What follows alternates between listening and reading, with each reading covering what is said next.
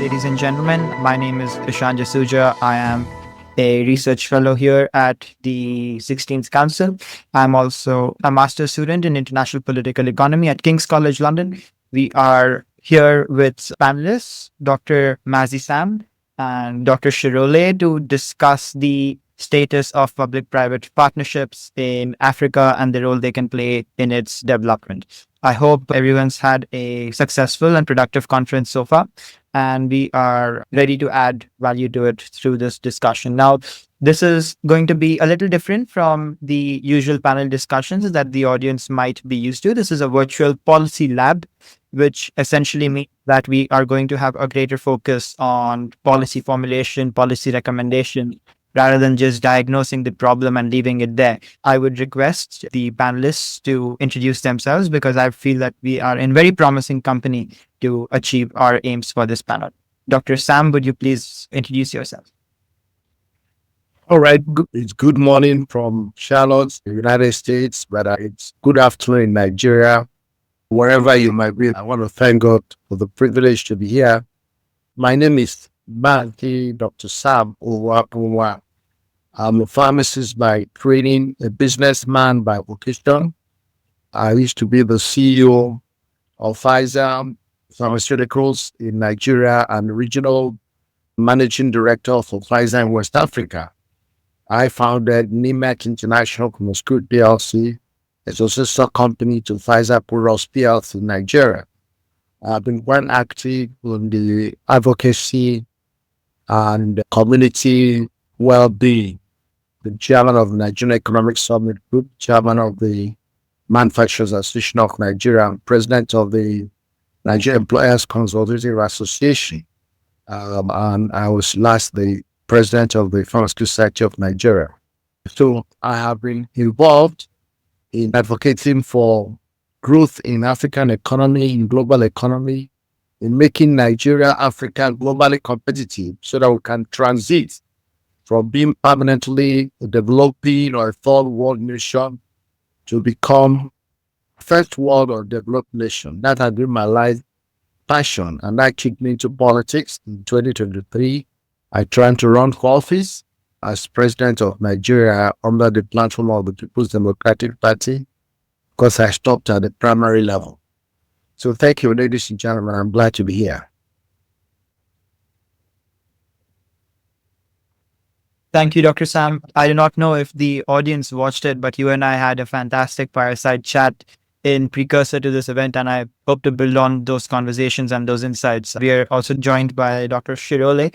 Would you please introduce yourself to the audience? Thanks, Ishan. Lovely to be here. Mazi Sam, also fantastic to see you, and thanks for your introduction. I'm actually delighted to be here. It's absolutely fun to participate. I don't want to give you my whole CV, but in brief, I'm a professor of strategy and international business with a very keen interest in developmental economics and looking fundamentally at how we can transition from resources to development opportunities within a country space, if you like, and then within a regional space and a national space. And I've always had a keen interest in Africa, particularly looking at East Africa, Kenya, Uganda, Tanzania, and then, of course, Nigeria, Ghana, Cote d'Ivoire, where I've studied some of the aspects that actually matter to us. And I've always believed that incredible transformative potential for public-private partnerships. And I'm hoping to engage some of my thinking and, of course, the thinking of Mazi Sam in this particular setting and scenario. Thanks, Ishan. Look forward to the session. Likewise, and especially after learning your interest in the developmental aspects and climbing the value chain from resource exports to manufactured, etc., because the resource curse thesis and the Dutch disease is one of my most researched areas at King's College, and we have a department that dives quite into the details of those. So we look forward to discussing that with you.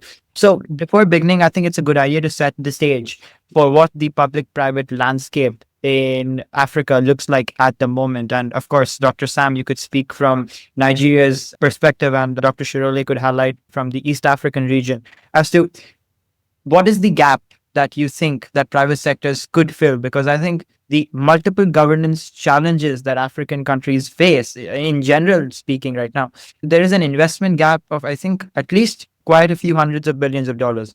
And what do you think the private sector can bring to the table in that respect? Thank you, Ishan. For me, there is such a huge gap. I told you my life passion. I have a passion to see Africa transit, and Nigeria particularly, from a third world to a first world.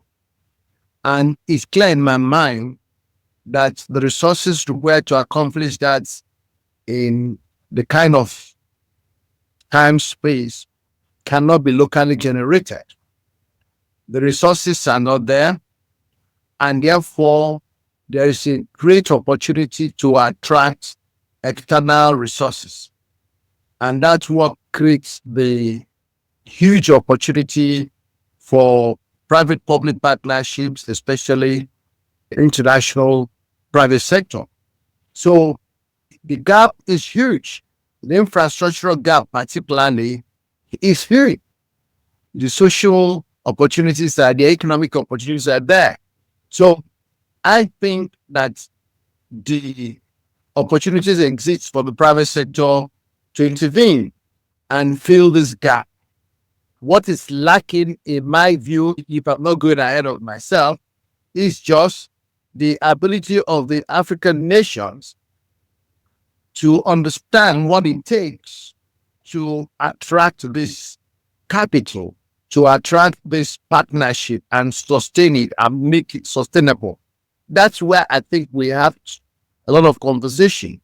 And also to win some African countries from focusing on thinking that their budgets can finance anything substantial. The budget, half of the budget is depending on days and a bit of income from natural products and commodities. I'm glad that Professor is talking about moving from resource to development economics. So I believe that if there was one bullet, you would ask me, what is it that Africa needs? What is it that Nigeria needs to flee from this 2% to 1% GDP growth, sometimes less than that, and poor GDP per capita, the poverty in the nations?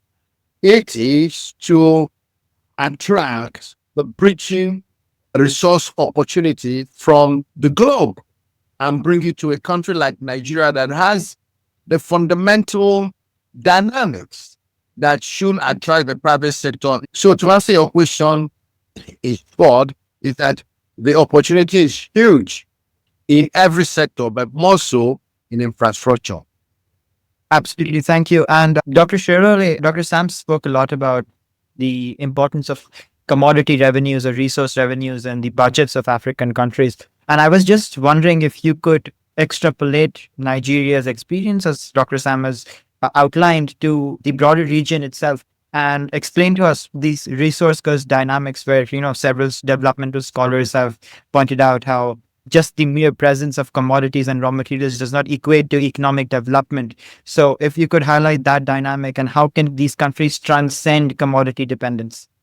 Yeah, absolutely. I think, Ishan, there is a real, and thank Mazi Sam for that insight. I think the way I look at it is I look at it backwards. I look at it from the perspective of managerial intervention. Being a strategist for me is both essentially a curse, I think, but fundamentally, when I turn things upside down, I get a better perspective. That perhaps is just me. So when I look at the dynamic of strategy, I look at coherence.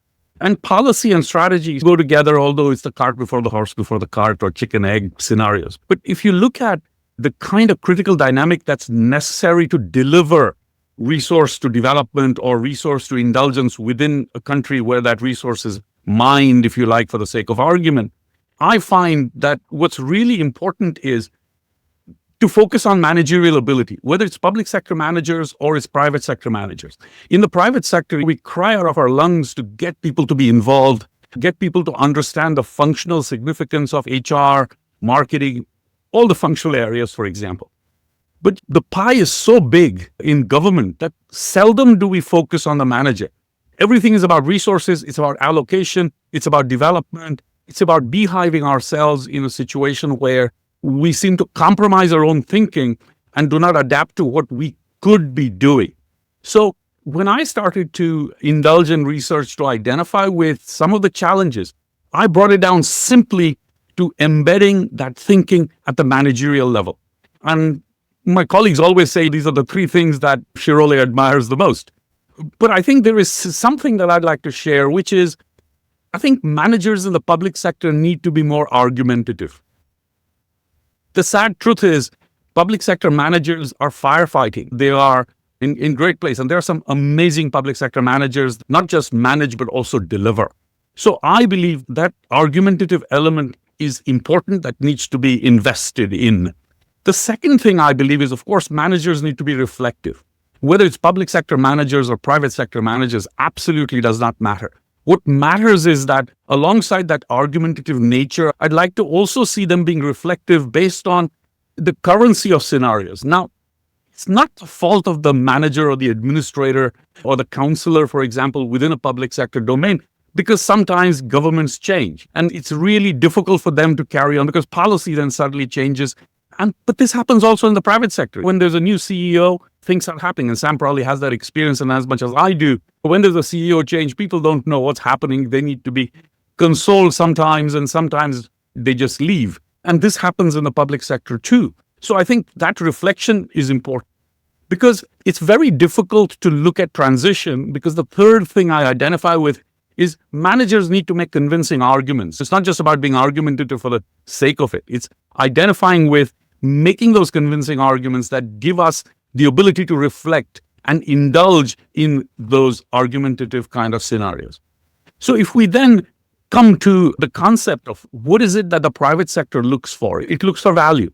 And what does the public sector look for? It looks for value for money. And that, I think, is the clear dichotomy. And although it may seemingly appear that both values are the same thing, they are simply different. One, we seek value for profitability, revenue growth. But the other thing is we talk about something completely different, if you like, within the public sector. Okay. If we look at a couple of things that look at across Africa, perhaps, and see that PPPs have fundamentally altered the landscape in many countries, particularly in Asia, where they've been highly successful. They're the build, own, operate, transfer kinds of scenarios in PPP development. There are other co-developments that have happened within governments. In certain countries, government has just invested huge amounts of money and said, we want to do it ourselves by subcontracting. Whatever the case might be, it's important to see how that happens. And the last point I think that Mazi made, and it's really useful, that is there anything beyond infrastructure that we could see that would be a PPP kind of scenario? Because infrastructure is easy, right? There's a lot of money, attracts private sector. They see their revenue growth and they want to build a bridge because it's profitable, and nothing wrong with that. But what's important also is there are other elements that we can think about at the grassroots where public-private partnerships can come in. And I'm sure subsequently we will talk about it. So at a policy level, I believe governments need to focus on the need for managers to be given the liberty to be argumentative, to be reflective, and they can then collectively form, if you like, the core so that they can make those convincing arguments that define policy within context of deliverance. Absolutely. And thank you for bringing up the grassroots level aspect of it all, because this is very much what I want to get out of this panel and conferences in general, is the grassroots level applicability of the policy recommendations that we make, because we often get lost in these grand narratives with very little benefit or trickle down benefit for the common man on the ground. So that is something that we are looking to change. But before we dive into that, I think it is an important aspect, the other side of the coin, essentially, where we spoke a lot about opportunities in this first conversation. But what about the risks? Now, I look at risk in this arena from two different angles, right? So number one is the risk for the corporations and firms themselves that are entering public partnerships. And there is another lens to look at it, which is risks for the country itself or the government. Because as you said, the incentives of these private corporations are very much profit driven. So how do we essentially ensure that there is value addition for the country itself, or that the country can climb up the value chain and not just end up exporting its natural resources at cheap costs, for argument's sake? So if we could perhaps dive into the nuances of those risks as well, and then of course touch upon the corporations' risks, which is quite fundamental to all of it. Yeah, super. Mazi, go ahead. Thank you, Prof. I think if you ask me, and I'm sorry if I'm too hard, but That is really the problem of public service, in my experience. You are saying we should have public servants, managers in the public service who think. That's actually what you are trying to say. Whether they are argumentative or reflective, or do they think? Are they not just being reactive and acting like what you call in Nigeria zombie, like robots? My experience is that if you're dealing with a public servant, it tells you, I'm directed to inform you. I'm directed to do this. The question is, who is directing him? Does he have a mind of his own? Can he argue with politicians and political leaders as to what he believes in? I have my doubts. So we really need managers in the public arena who think and who can stand on their own and defend what they believe, so that politicians don't mislead them.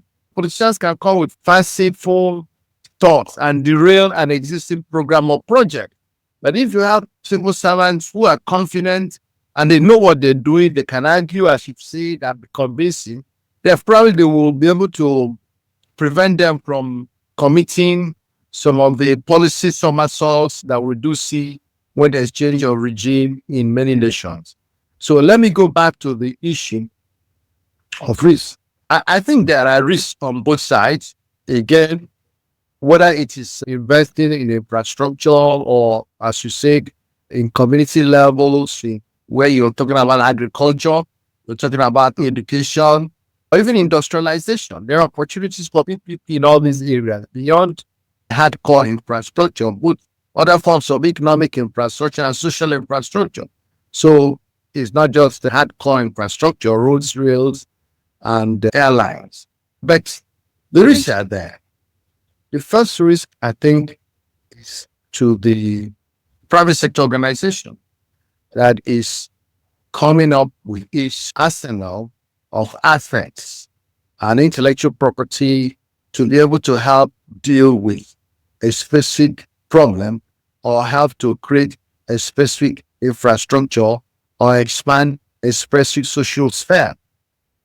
The risk of policy stability, the risk of policy reversals, the risk of temperamental leadership that is flip-flop, changes his mind like the way clocks tick.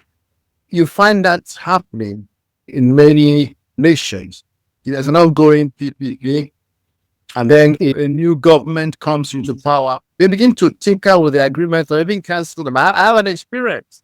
One of the states in Nigeria where the PPP was cancelled. And you won't believe it. This is a PPP the government is a part of. Yet, because the main private sector sponsor did not respond to some of the whims and caprices of the new government, derailing the project. A project that over $200 million have been invested in. So it's a high risk for the private investor. But in this case, I think one of the things that has helped this private sector to minimize the risk is that we tried to get proper legislation that protected him. He insisted on certain legislation. He insisted on certain legal provisions. So I think framing proper legal instruments represent one opportunity to mitigate risk for the private sector operator. For the government sector operator, who also requires a value for the money, I also believe that bringing in third-party institutions, take for example in Africa, if you bring the intermediation of the African Development Bank, or on global level, IMF, World Bank, those Bretton Woods institutions and global institutions that can intermediate and be a safeguard, and it provides some bit of validation. So is it value for money? Is it quality? And also, if financial transactions are being made that is intermediated by this organization, that monies are released only when certain milestones have been achieved, in which case you also mitigate the risk of private sector getting paid for service not delivered. So my thing is that both sides will need to mitigate risk, and from a private sector perspective, to getting a proper legal framework, and legal frameworks that are also sometimes connected to global legal framework, so that if we can't settle it in Nigeria, we can settle it in the UK or somewhere else where there is a bit of freedom and level playing ground. I think that's really well to think about the three things you identified, which is validation, accountability, and perhaps mitigation to drive that, and then the legal framework that you identify with. And I think my observations, Ishan, I'm taking the liberty to talk. Is that good? Please do. Okay.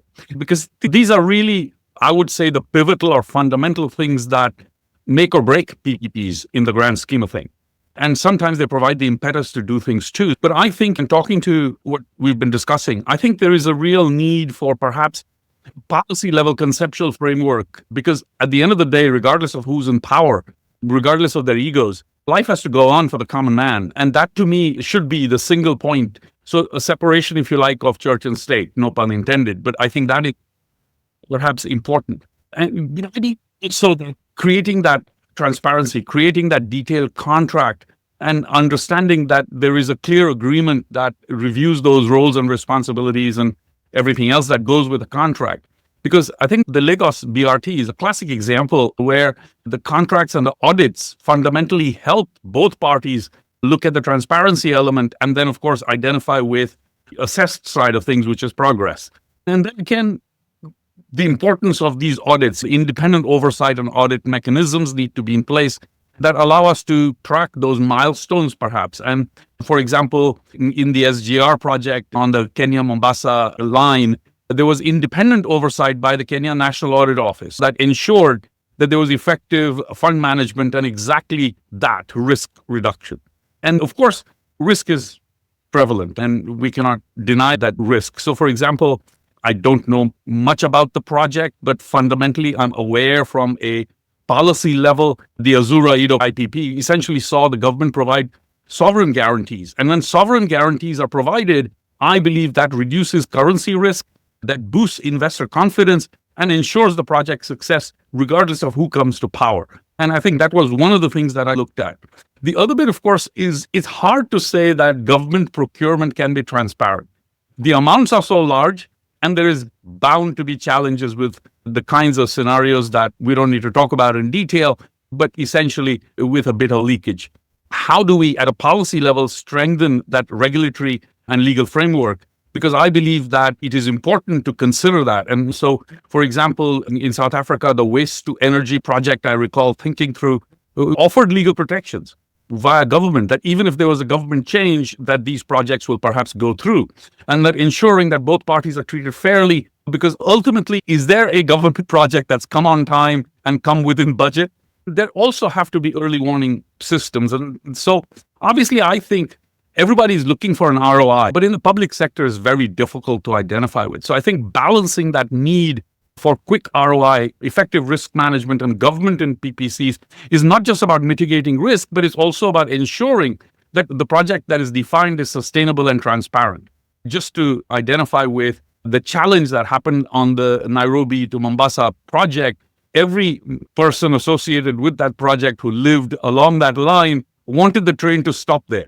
So instead of becoming a direct train from Nairobi to Mombasa, you got 7 or 8 stops on the middle, and that creates those problems. You really cannot avoid that because for all sorts of reasons, and we're not here to debate those reasons. But fundamentally, I believe now with the access to emerging technologies, particularly AI, which I'm assuming we'll talk a little bit about down the road, we can transform policy making in Africa, I believe, in West Africa, particularly Nigeria specifically. And I think historically there's challenges, there's data gaps, there's government issues, there's infrastructure constraints, and all this limits our ability to make those decisions, whether we are government or whether we are private sector organizations. So I think some revolution has to happen, and perhaps, who knows, maybe AI is a way forward. We don't know yet, but maybe. And I believe that perhaps we can create a responsive, transparent, and effective governance structure that will lend itself to that.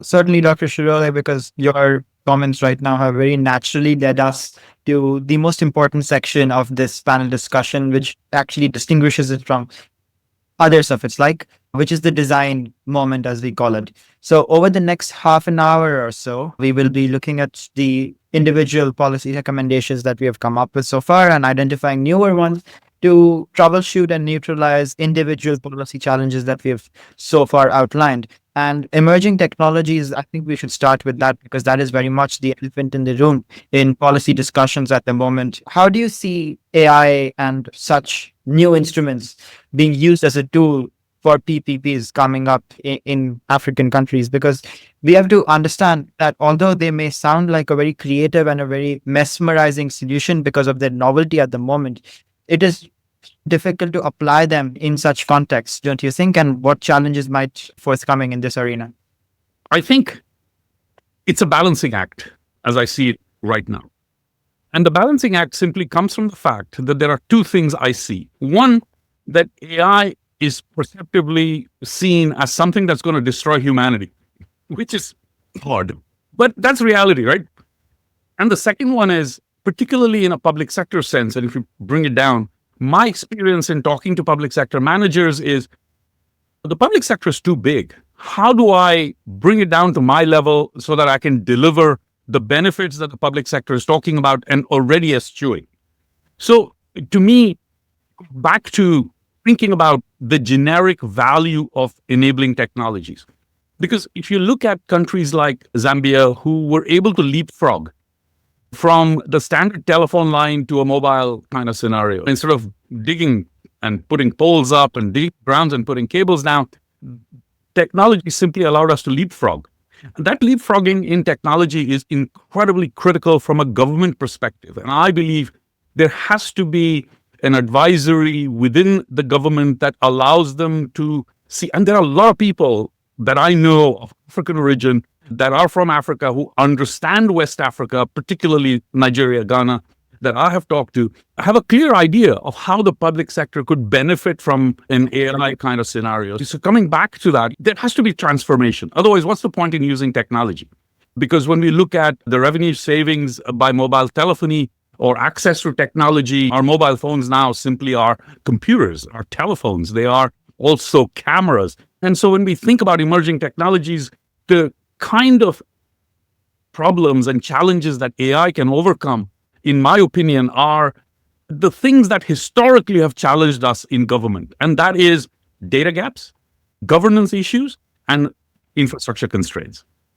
And I believe that AI could possibly, if thought through, revolutionize the way governments design, execute, and evaluate projects, which might make the government seemingly more responsive, transparent, and can provide some good, effective governance.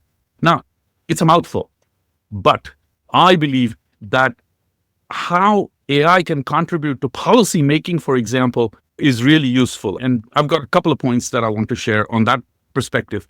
I'm not an AI expert, but I have an understanding of AI within the context of public policy and how we can drive forward the contributions perhaps that AI can make in as much as how technology makes. I'm privileged enough to be in a generation that transited from mainframe systems to minis to micros, if you like. So I believe now I'm confronted at my age with looking at how AI can contribute to policy making. And it's absolutely fascinating because there are many in my generation that have become Luddites, the proverbial people who do not like technology because they believe change is going to be disastrous. All change is not disastrous. We know that, but let's not indulge that too much. Coming back to how AI contributes to policy making, I think data-driven decision-making is something that we've talked about from the proverbial pulpits of the world and from whatever rock we found that elevates us to high heaven. So when we talk about AI, we can analyze the vast amounts of data. Governments have access to satellite imagery, census data, there's mobile data, so we can uncover certain patterns that are previously inaccessible. And I will give you a very simple example of where we were able to use AI when I was playing within the context of how AI can benefit. I was born in a very small village in India. I left India, privileged enough to have been educated in the UK and in the United States. And fundamentally, now that I live in San Diego, where I'm talking to you from, I find that there is a real dynamic within AI, and I'm trying to investigate and understand the whole thing. Again, I repeat, I'm not an expert. But the value I saw from applying AI. For example, in the little village I was born in, there's only 10,000 people who live there. The number one cause of death for a very long time has been snake bites. The number one cause has been malnourishment to a point. But the biggest challenge out of all of that was tragically women welfare, prenatal, postnatal care. And so we were able to model, we were able to identify, we were able to sort out how we could develop not programs, but a model that would make recommendations to government to sort out the problems. And one of the great things that we were able to pull together and think through in our heads as a team, and I was only a part of that team, was simply that a primary care center would be able to deliver an ambulance to everybody within 3 minutes. And this is something AI could come up with. And we could map the whole region. Again, it's a small town, so 3 minutes is a possibility. And using some of the fallout from our looking at the policy gaps, looking at the transparency challenges we had there, we were able to eliminate all of that and provide a successful primary care center for women to go in for prenatal and postnatal care. And we were then able to take it forward using AI technologies to see how AI could help us outline specific benefits that we could accrue to these people. This can be done. I was privileged enough to work in Ghana, where the biggest problem was alcohol in the remote areas where access to technology was completely out of the question. But we're not talking about some grand things. We can talk about small things that make people productive enough to contribute to the GDP. And that's all we're trying to look at. And I believe PPP can do that. And I think there are some real fundamental things that we can look at it from a transformative sense, from the very basic characteristics of AI that we can actually deliver. Demand forecasting, risk monitoring, early monitoring systems that we've been able to put together for farmers within the area. And then, of course, we can look at the big words like policy optimization and simulation. They all sound scary. And to any government person, they are even scarier. So I think that we can probably do that. One of the things that I think all developing countries, particularly in the global south, affected by is corruption. I can definitely help to some degree in reducing, perhaps tracking public procurement, perhaps identify patterns of irregularities, perhaps. And it's important in enhancing that transparency, which governments always look for within the policy thing. Thank you for the comprehensive introduction to the theme of digital governance. And I think, as you rightly mentioned, with India, I speak to you currently from Hyderabad in South Central India, and few countries have mirrored the way in which India has deployed advanced digital technologies for public governance in terms of bridging gaps all the way from data collection to optimization of the governance itself. Dr. Mazi Sam, if you could please highlight from your experience in Nigeria, and since you've worked so closely with businesses in leadership roles, and of course in the public policy space as well with all of your advocacy, if you have championed the idea of Nigerian growth such as yourself. So how do you see emerging technologies spearheading that in this very critical phase for developing and emerging economies? To be sincere to you, first, Professor Rajendra, I thank you for eventually calling the word you've been trying to escape from. You've been avoiding corruption. You've been avoiding that word. You're skirting around, giving it different names. I'm glad you landed there. To be sincere, my belief, and that's why, because of what Prof said earlier on about creating a thinking public sector. I'm sorry, but my experience is that there is not enough intelligence in the public sector in Nigeria and some other West African nations that I have worked in. There's not enough intelligence. So artificial intelligence will fill the gap. So for me, that's the number one benefit. Some thinking, some mental rigor will come into work. As I said before, my experience of public sector managers is that they are reactive. They are zombies. They just follow orders. They can't face anybody. But when you deal with artificial intelligence, does not look at your face. It's algorithms that think beyond, out of the box, and they're able to give you facts and figures and things you can't deal with, and they don't care your feeling. So I think that we need, if Africa needed anything to leverage on the competence of its output, and input and output, AI and such technologies, what we should be clapping for. However, to optimize it, we need some demographic change in leadership. If we have leaders like Professor Rajendra is a little bit ahead of us because I think I'm older than he is. And therefore, they are not adaptive. They are not very friendly to technology. They actually are for creating doomsday options. But the younger elements are more familiar with this. So I think for us to optimize the impact of AI and new technology, there must be demographic change in leadership. We should bring younger people or push them up. Let the older people take more backward seats and advisory positions. It is critical for us if we come to Nigeria, where the 70-something-year-old, 80-year-old are ruling the country. They can understand the type of challenge they will have in absorbing and imbibing and accepting revolutionary technology and its application in dealing with government issues. So I can see a lot of opportunities for AI and new technologies in bringing the thinking that we're talking about, in bringing creativity, in bringing innovation, in helping to solve virtually every problem. Nigeria and African countries have issues, too many of them. So to be able to reach remote areas, even to be able to fight battles, look at insurgency, look at terrorism, and new technologies offers them opportunity. We are talking about unmanned territories, and that is opportunity for terrorists to penetrate into countries. If you have proper drones, proper sensors using new technologies and AI, if you can see the terrorists 10 miles away, it can activate your defensive mechanisms and defensive strategies. So if you ask me, I think Africa should embrace AI once and all. But to be able to do so, we must also be deliberate in allowing younger people opportunities to stand at interface. Yeah, thank you for outlining those, because I completely relate with the point about using AI and emerging technologies in defense. Who knows more about terrorism than us right now in India? That's something that we are grappling with quite closely at the moment. But I just wanted to get your opinion on how these technologies can be homegrown, because we're talking about the design moment of the panel discussion over here, and we need to ensure that, as we were talking about in the initial stages, that we need to apply these policies to the grassroots level.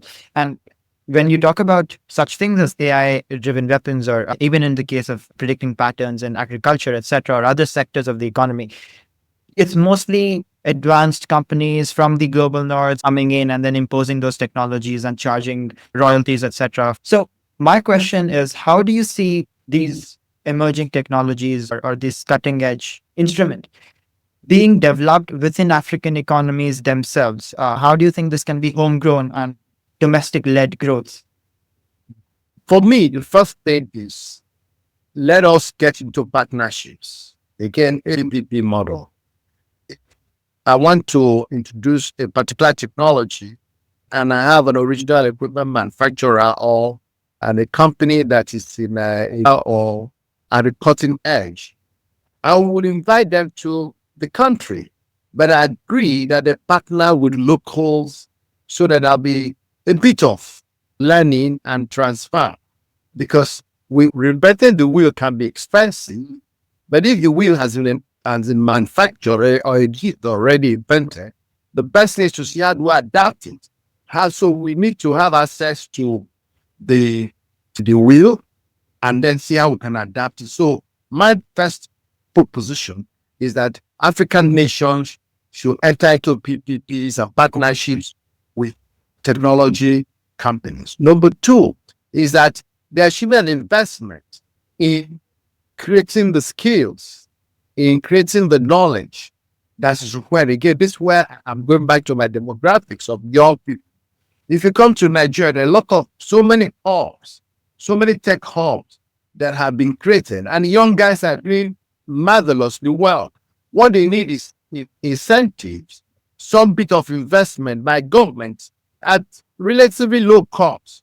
And then they can get a lot more coming from an indigenous point of view. Of course, they can also acquire these skills outside by deliberate training or scholarship or skill upskilling program that will take young Africans to Silicon Valley, in India, in the US, in such hotspots of innovation and acquire these skills. Luckily for us, technology skills fast absorptive. They don't take generations to acquire. They are acquired over a short time of concentration. The important is to understand how to apply the algorithms and the logical and the framing of the thought process in technology and AI.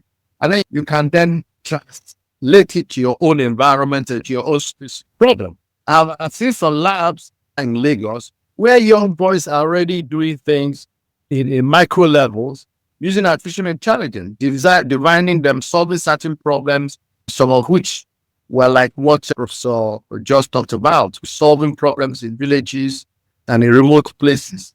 So there are three methods. First is buy it if you can afford it. Two, develop it locally. Thirdly, go out and acquire it and bring it home. So by combination of these three methods, we can leverage, and Africa can catch up with development. Look at what we talked about telephones. In Nigeria, before 1999, there are only 400,000 working lines, 400,000.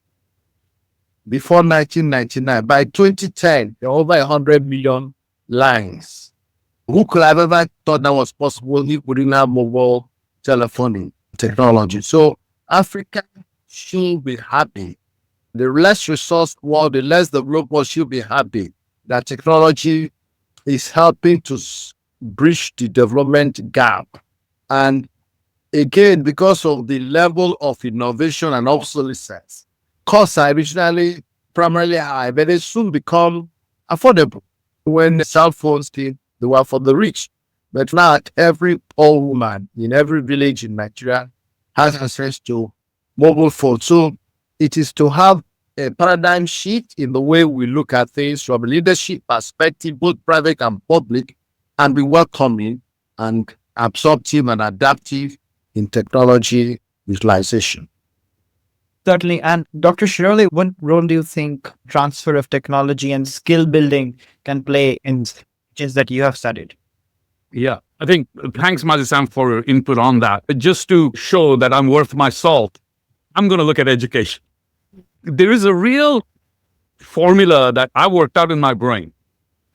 And I believe it takes anywhere from 8 to 10 years to create a transformation within the context of a government and in the context of delivering something. We talk about AI. We do not give enough, if you like, credence to the younger generation, because as we get older, we think we know it all. I speak for myself.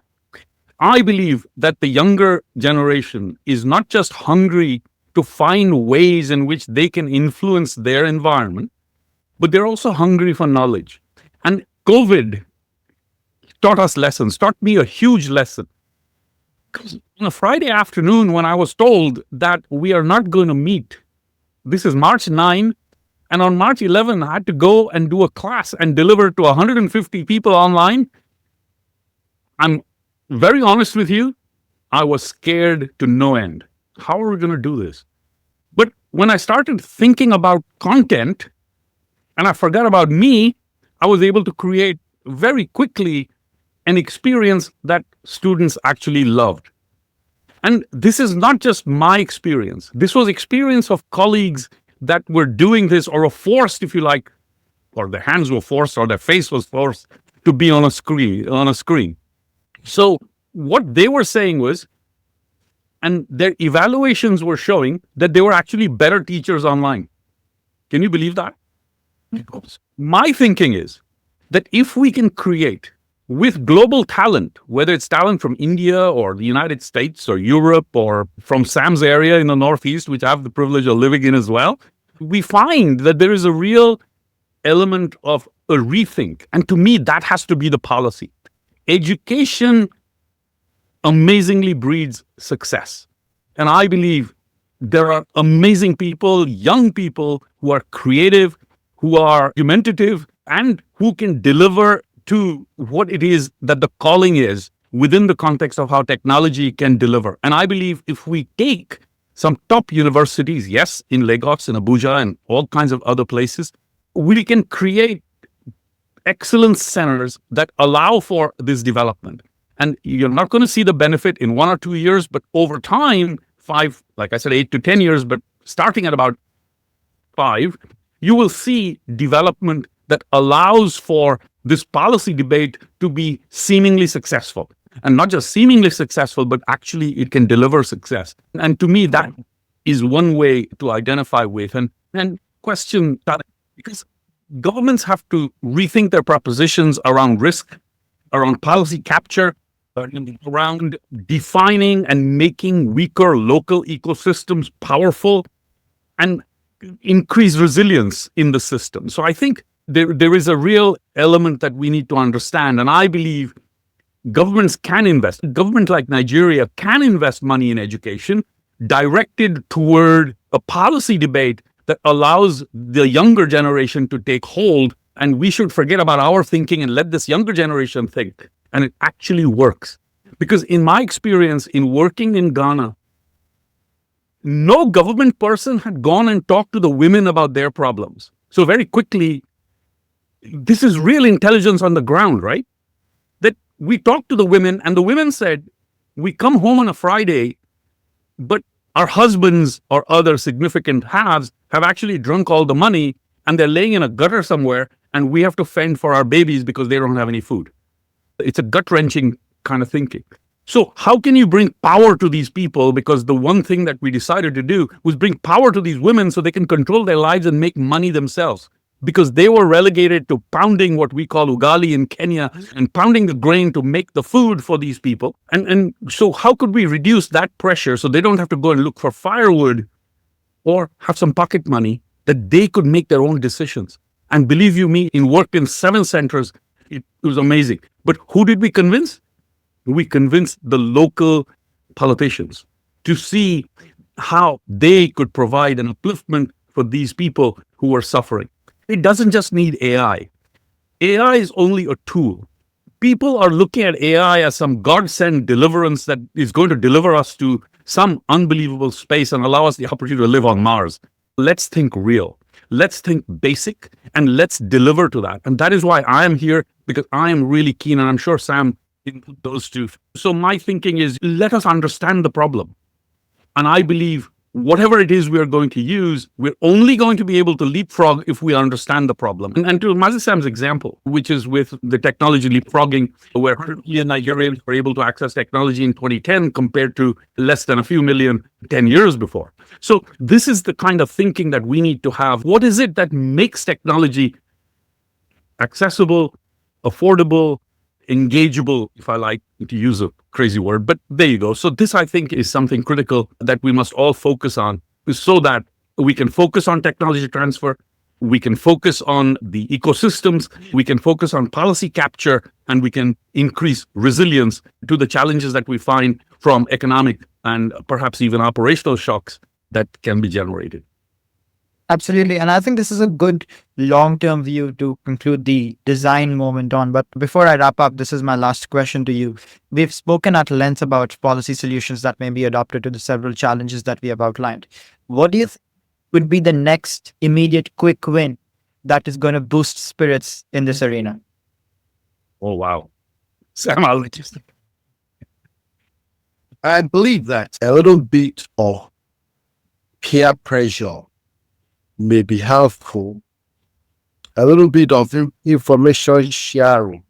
This is why I think that opportunities created by organizations like the African Union and such international organizations could be helpful, because so very often African, and I'm speaking with my African background, African leaders sometimes are more adaptive or more willing to listen to experts from outside the immediate region than people talking to them from the local point.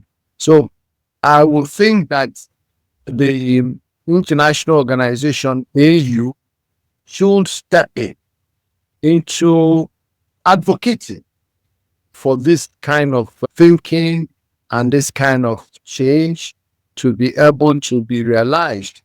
Nigeria, Africa used to have this NEPAD.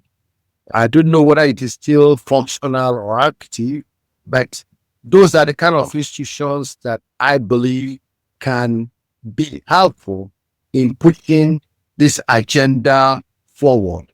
Secondly, I also believe that the increased use of the opportunities offered in the social media for individual contributions, because what I'm focusing a lot is how do we move the needle.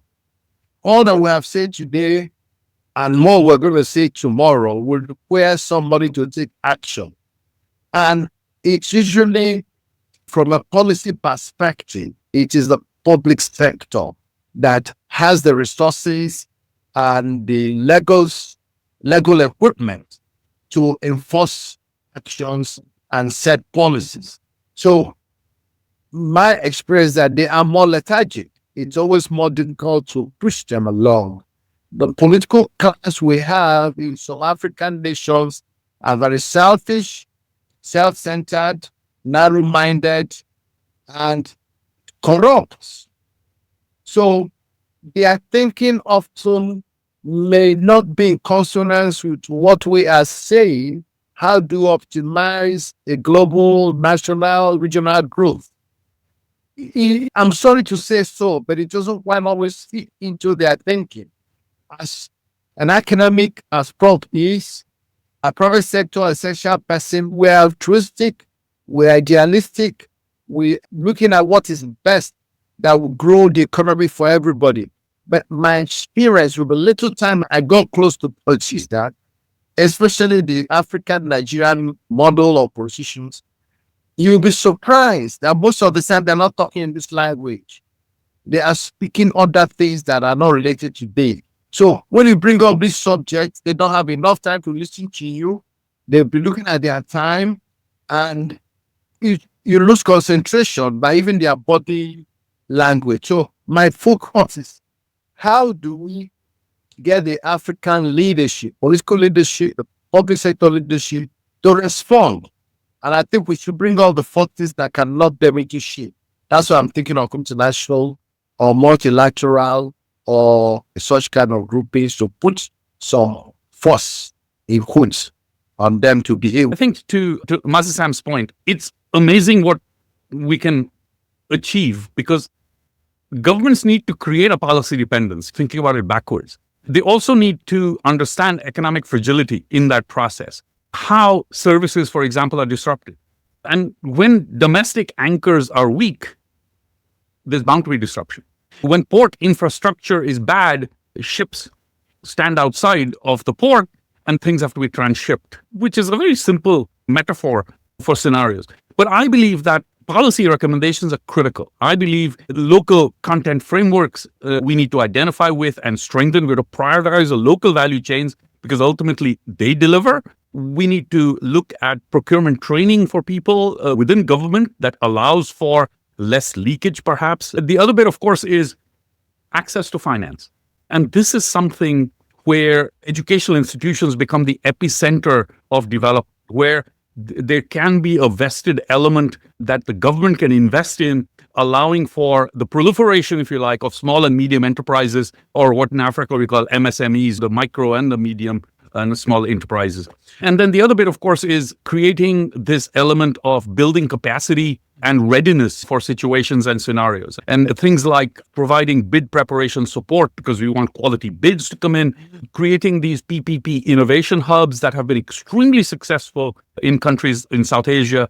And then, of course, matchmaking, because at the end of the day, governments need to allow for that matchmaking to happen. And this happens naturally if platform is provided through educational institutions to actually do that.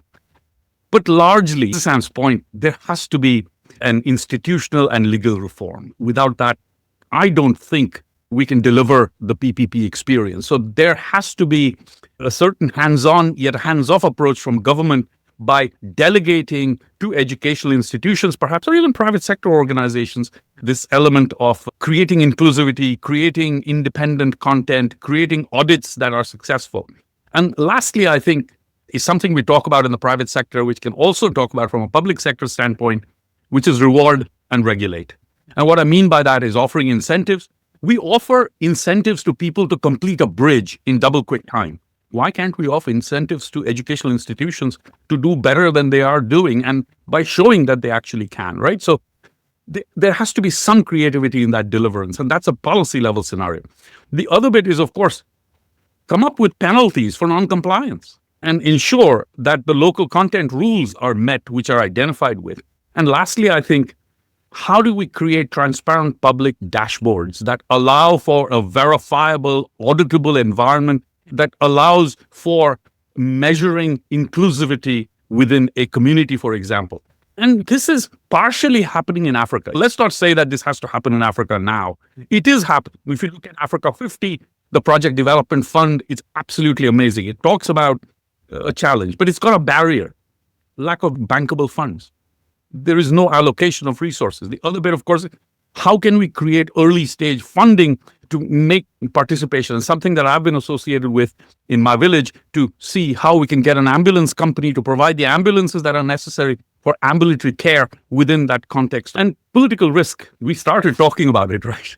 And there are those challenges we cannot. But how do you de-risk politically volatile environments? And Nigeria is reasonably stable within that stage, and so is Ghana, and so is Cote d'Ivoire. But we can think about those kinds of things. But I believe there also is the need for creating public-private infrastructure advisories that are vested in people, outside people like Mazi, for example. And I don't want to put my name in it because that'll be greedy. But this is what is so important, is the public-private infrastructure advisory facility can reduce barriers, it can create solutions, and provide impact. Because barrier, solution, and impact are the three things, again, that are critical to understand things like volatility, things like financing, things like local currency debts that can be highlighted and identified within PPP projects, or how can we overcome some of the foreign exchange risks? Should we work with a foreign entity to deliver some of these challenges? And then lastly, impact, which is encouraging domestic financing and long-term local currency bonds, for example, for roads, energy, hospital, primary care centers, educational institutions, and the like. And I think that is incredibly critical. And it can be done. It has been done. And I don't see any reason why Nigeria will not be able to do that within the context of things that we've been able to talk about. I understand. I would, to conclude, firstly begin by thanking our panelists, Dr. Sam and Dr. Shirole. This has been unprecedented level of insight on this, well, very critical theme at a very timely moment, I must say. And we've spoken about all the way from the political risks of public-private partnerships, both highlighting the nuances of the risks faced by the state, the countries themselves, and of course the foreign firms and domestic firms that may engaging in those partnerships. The solutions highlighted have also been quite nuanced in terms of differentiating between what needs to be done on a long-term structural level that will eventually help African economies overcome the resource curse and reduce commodity dependence. And of course, on the more immediate level, with the involvement of multinational development banks and international institutions that can really spearhead accountability and democratization of PPPs in the continent and the countries within. So I really thank both of you for your time and your insights, and of course for the audience for listening so patiently. We really look forward to the outcome document from this, which is going to be a nice policy brief outlining all our discussions and all the recommendations that this panel has made. And of course, look at the grassroots level applicability, which has been the overall focus of this. Thank you very much once again.